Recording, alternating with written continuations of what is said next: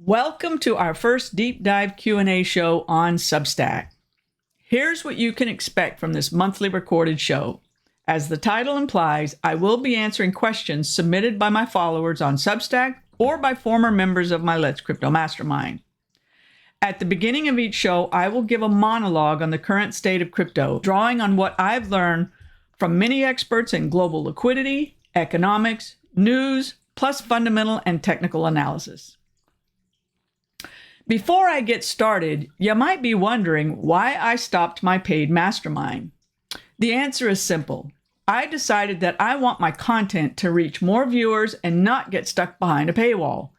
That means Substack has become my main content platform, and all my posts will be accessible to everyone. One new addition, though, will be added to all my posts. It'll be a tip button that allows readers to support content they like and encourage me to keep producing. So be on the lookout for that tip button. Okay, now that you have all the logistical stuff that you need to know, let's jump in. First, I'm Kelly Sunshall, and if you don't know me, I've been trading and investing in crypto since 2015. I cashed out six figures in the 2021 market, then retired from my accounting practice. When I first started back in 2015, I got duped out of one whole Bitcoin by a local guy selling used laptops. And ever since that happened, I decided to learn everything about crypto and share my knowledge with others. My background is in computer science, math, and accounting, so I'm a geek at heart and I love researching. With that said, here's my monologue on the current state of crypto.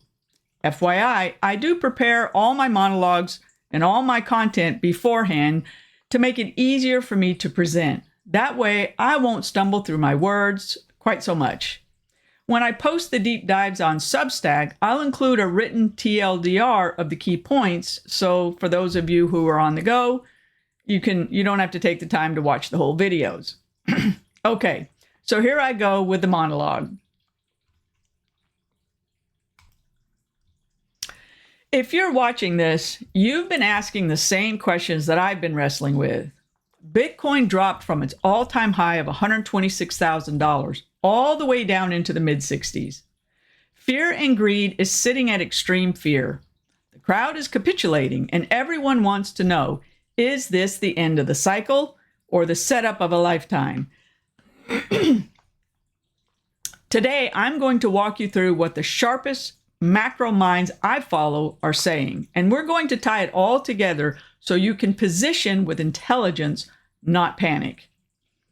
We're going to cover the macro liquidity picture from Michael Howell at Cross Border Capital, the AI meets crypto thesis from Jordi Visser at 22V Research, the on-chain fundamentals from Artemis, the Elliott Wave technical picture from Paul Weber and Henrik Zeberg at Elliott Wave 2.0, and finally, the cycle positioning work from future forecasters. So let's get into it. Oh, one final thing. I do write all the content beforehand. I've done all the research. I've written it. I've fine-tuned it. And I like to read it just to make it easier for me not to have to remember it all. So here I go. The liquidity map of Michael Howell and Cross Border Capital. So let's start with the foundation, global liquidity. Michael Howell at Cross Border Capital has tracked liquidity across nearly 90 countries for over 3 decades, and his core finding is this. Bitcoin is the most liquidity-sensitive asset on the planet. Global liquidity leads Bitcoin by about 13 weeks or roughly 3 months, and that is your early warning system. That's important to note. His Liquidity Global Index tracks a 65-month cycle, and that cycle peaked in the third quarter of 2025. The downswing is on, likely running through 2027. That's the headwind. But here's the light at the end. Howell forecasts a new liquidity wave arriving in the first half of 2026. That's the wave we're positioning for right now. Also worth watching, the Besant Treasury's shift toward issuing shorter dated bills is effectively injecting liquidity into the private sector. The Fed isn't the only player anymore. Watch the Treasury. Okay, next is the AI Crypto Nexus from Jordy Visser, 22V Research. Jordy makes a point that's easy to miss. You cannot separate Bitcoin from risk assets anymore. Bitcoin trades with a NASDAQ, and when institutions de-risk, Bitcoin comes out on top against equities. That's not a bug. It's Bitcoin's institutional reality.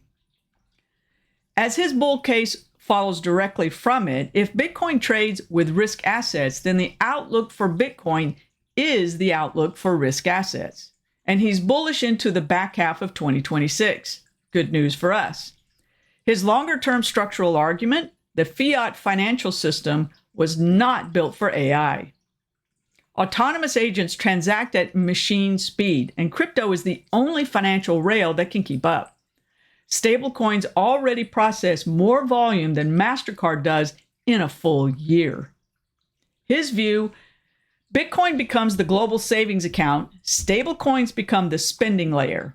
Two rails, one ecosystem. The adoption hockey stick is already in motion. All right, next on my list for my monologue is On-Chain Fundamentals, Artemis Big Fundamentals. This is on their Substack. Artemis gives us the data on the ground. A few numbers that matter right now: 172 publicly traded companies held Bitcoin on their balance sheets as of late 2025, up 40% quarter over quarter, and collectively holding roughly 1 million Bitcoin. That's structural corporate demand, not retail speculation, which is what's been driving this whole market for the last year and a half to 2 years. The Genius Act passed in 2025, creating the first regulatory framework for payment stablecoins, with final rules expected by mid-2026 this year. When those land, JP Morgan, PayPal, Visa, and MasterCard, already working with stablecoins, will accelerate hard. And spot Bitcoin ETFs have been absorbing more than double the new annual Bitcoin issuance since launch. Supply constrained, demand institutionally anchored, this sell-off is a sentiment correction on top of a structurally sound foundation. All right, next on my list for the monologue is the technical picture coming from Paul Webern and Henrik Zeberg from Elliott Wave 2.0. So Paul and Henrik at Elliott Wave are tracking two active scenarios right now, primary and contingency, and both are pointing toward what they call a phase A reversal zone forming. The binary question is the low already in, or do we need one final leg down first? The line in the sand right now is $80,000. Sustained holds above $80,000. Sustained holds above 80,000 signal directional confirmation for the bulls. A clean breakdown below it on volume opens the door for a deeper corrective leg. 5 consecutive monthly losses, roughly 50% of the all-time high. In Elliott Wave terms, that's a textbook mid-cycle corrective wave inside a larger secular bull structure. That's very important to understand. Zeberg's macro cycle framework agrees. The pain point before the final leg. It's not the end. It's just a pain point before the final leg. That's what they're saying is where we are right now. And I agree with everything that I'm sharing with you. Otherwise, I wouldn't be sharing it with you. Next on my list for my monologue is cycle positioning from future forecasters. Now, these are a bunch of guys do remote viewing at future forecasters, and it's a slightly different way to look at the markets. So future forecasters frame this moment as a wealth transfer event, not a wealth destroying event. Their volatility data shows this sell-off was one of the fastest on record, COVID comparable in speed, and worse than FTX by some measures. That kind of velocity, panic selling, forced liquidations, and leverage unwinding is historically what marks capitulation. Their cycle work points to a potential bottom in the second and third quarter of 2026.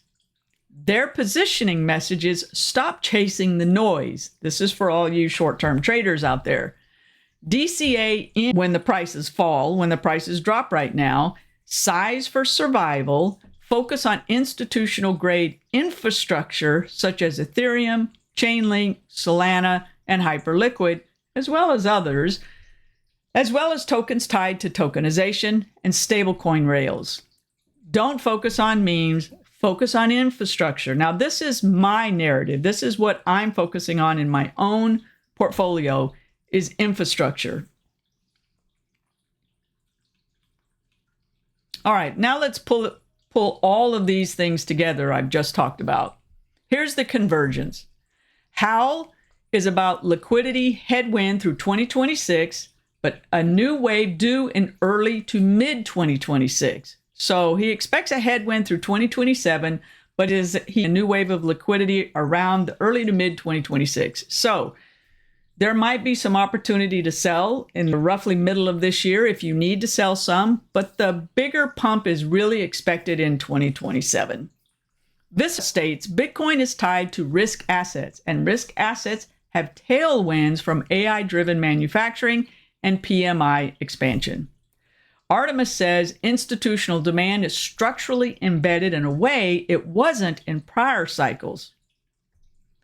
Webern and Zeeberg both say deep corrective wave, 80,000 is the pivotal phase, is the pivotal level, and phase A reversal zone is developing.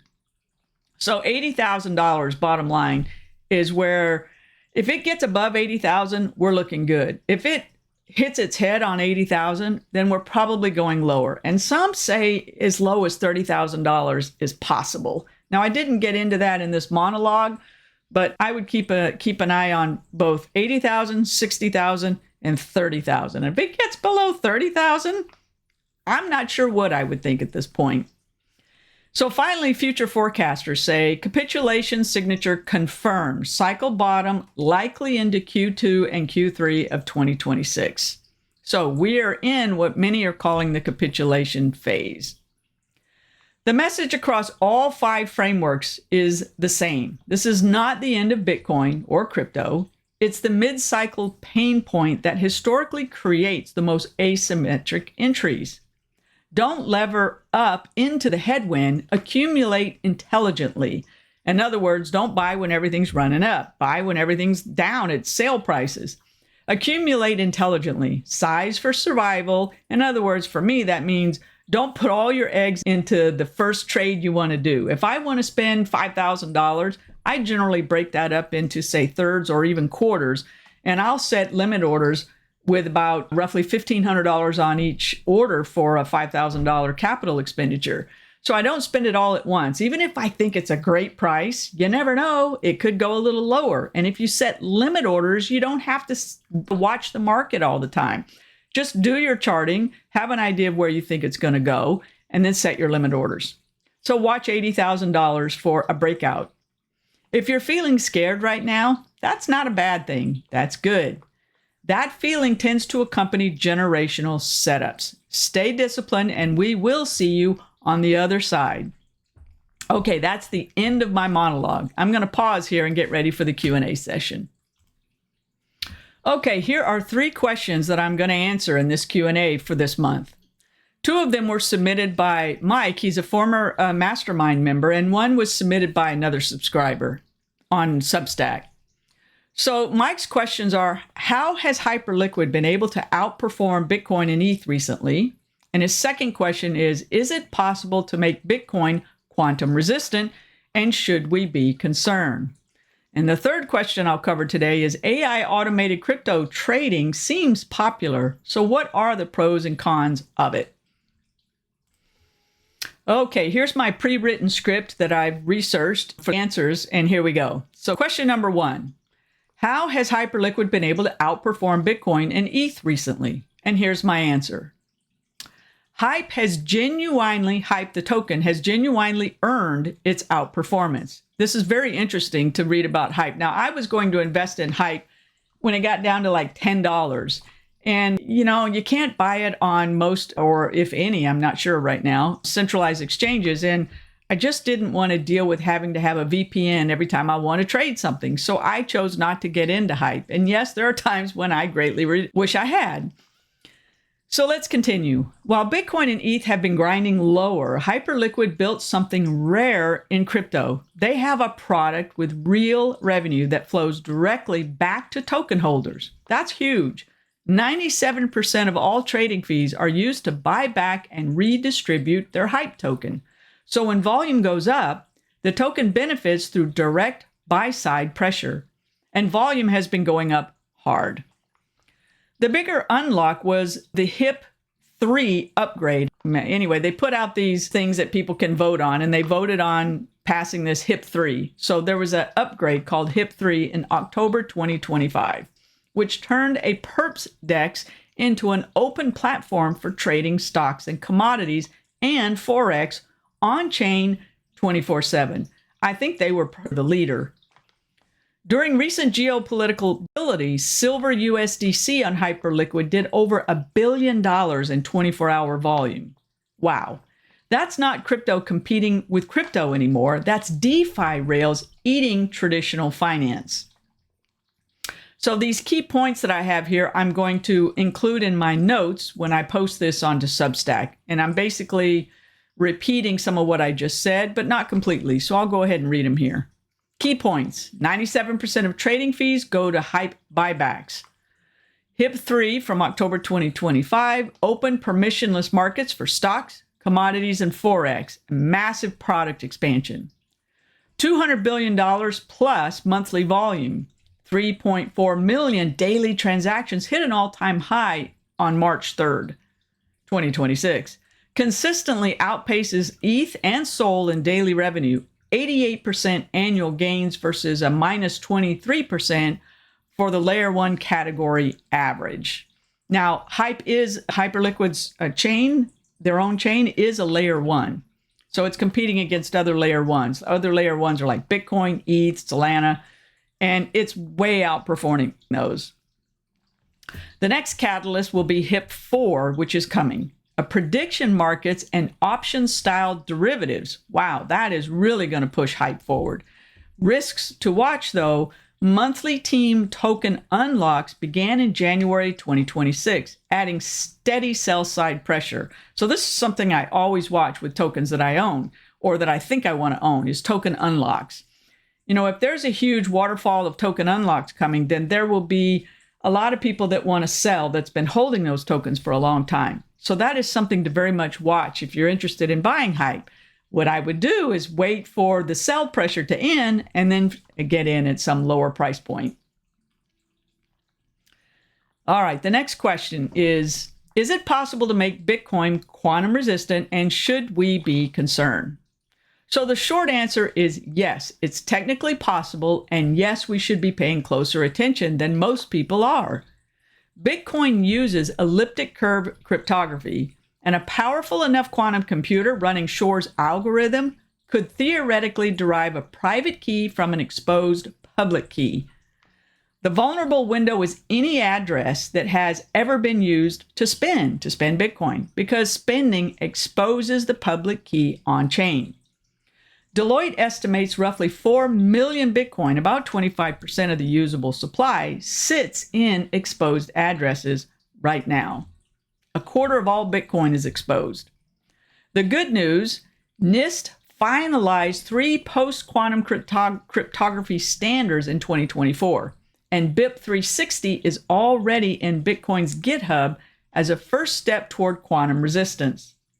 The hard truth, researchers estimate a full cryptographic migration could require, get this, 75 to 300 days of network downtime.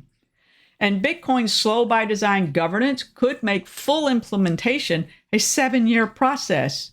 Personally, I don't see how that wouldn't kill Bitcoin. Quantum capable computers threatening Bitcoin could arrive as early as 2030 or 2035, maybe even sooner. The math is uncomfortable, but this is not a panic and sell situation at this current moment, but it is a watch closely situation. So to recap some of the key points, 4 million Bitcoin in exposed public key addresses. Bitcoin can be upgraded following the NIST PQC standards and BIP 360, which is already in GitHub. The migration challenge, which would be 75 to 300 days of estimated downtime. Governance challenge. Bitcoin's consensus process could make implementation take up to 7 years. Timeline. Quantum threat window is estimated to be 2030 to 2035, and Vitalik has flagged it as possibly by 2028.